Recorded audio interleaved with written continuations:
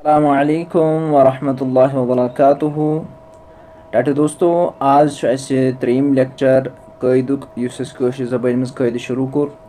Already माशाल्लाह उर्दू ज़बान मज पूरे कवायद कंप्लीट करमित। तो अगर कह ब्रो पकुन तो सह पकित, लेकिन बेहतर यह कि स्टेप बाय स्टेप पको ब्रो ताकि तुम यू बेहतरीन तरीक़स समझ। ठीक इंशाल्लाह। तो आज पढ़ुन त्रेम लेक्चर तख्ती नंबर मुरक्कबात। मुरक्कबात वनान मिले हुए हरूफों को, यानी रलवित हरूफ आसान लिखित, तिमन वनान मुरक्कबात। तो आज करो शुरू तेल तख्ती नंबर 3 माशाल्लाह। तो ये पे तख्ती नंबर 3 कर शुरू।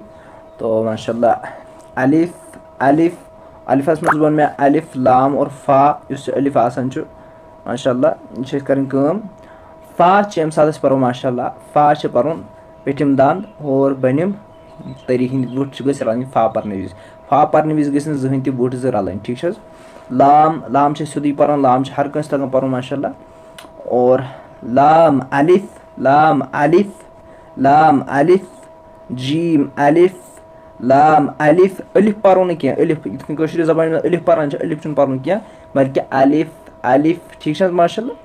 मीम अलिफ लाम अलिफ बा अलिफ पूर ध्यान थोन माशाल्लाह। मान बुठन कुन पूर ध्यान थोन ताकि तुम तरह समझ कित हरूफ अदा करान। बा अलिफ लाम अलिफ लाम जीम। और बे यूता यूता जूठ पढ़ना हरूफ इंशाल्लाह तुता ये असल फायदा। लाम जीम लाम अलिफ लाम बा लाम अलिफ बा लाम बा।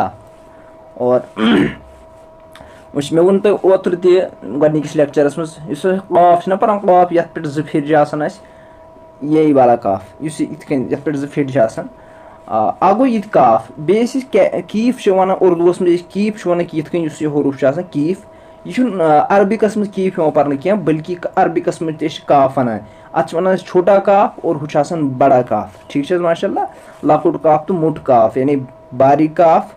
और यह पी हरूफ मुस्तालियान मज मोट 7 हरूफ पढ़ने काफ तथ मज लेकिन इस लकुट काफ यह पढ़ने क्या वही फर्क क्या काफस तो काफस मज हु पढ़ान हुत कन इस मोट काफ पढ़ान इत ऑफ ऑफ ऑफ। और इस काफ पढ़ान सोदी काफ काफ। ठीक पढ़ो तेल काफ माशाल्लाह। काफ काफ काफ काफ बा काफ ता काफ अलिफ बा काफ ता काफ सा सा मे वोनमुत कित पढ़ सा। यम सात सा पढ़ो ये पे 3 फिर तथा सा वन सा पढ़ सोद कहें सा पढ़ सा सा। जेव कर नबर जे हूं त्यून लागुन दन हंदन पेठमें 2 दन हंदिस किनार जे हूं किनार लागुन यानी जे हूं त्यून लागुन दन हंदिस तींतिस सत। ठीक यह पढ़ो सा सा सा।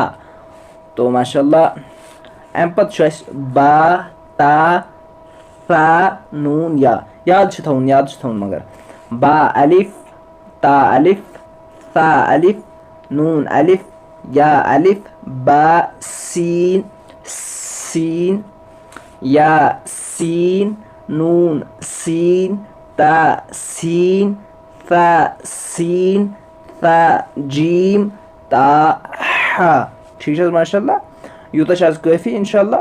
आइंद करो इंशाल्लाह अम मजीद पढ़ने कोशिश इंशाल्लाह क्या कम सबक रोज इंशाल्लाह और हेचो ज़्यादा अम ताकि 2-3 दिन तुम रिविजन लेक्चर बे बार बार ये सात फेस कैमरा थो अत मज ऑन ताकि तुम वो कुछ हरूफ कतन नान यूत काल माशाल्लाह तख्ती नंबर यानी हरकतन पे यूत काल वातो इंशाल्लाह हरकतों पे थो फेस पे टोटली बंद पर्नो तुम सिर्फ स्क्रीनस पे होत।